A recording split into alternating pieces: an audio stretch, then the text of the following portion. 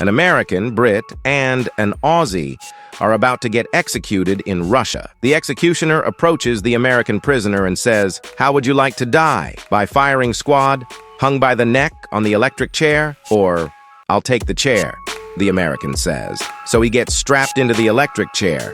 When they flip the switch, nothing happens. In Mother Russia, such an act of divine intervention means you get released. As the American prisoner is being led away, he passes the Brit, who's getting pulled up next. He whispers to him, "The electric chair isn't working." The executioner approaches the British man and says, "How would you like to die? By firing squad, hung by the neck, or on the electric chair?" "I'll take the chair," the Brit says. So he gets strapped into the electric chair.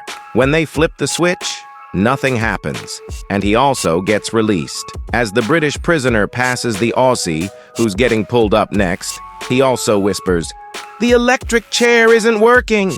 The executioner approaches the Aussie man and says, "How would you like to die? By firing squad, hung by the neck, or on the electric chair?" "Well, crikey, mate. The electric chair isn't working, so firing squad, I guess."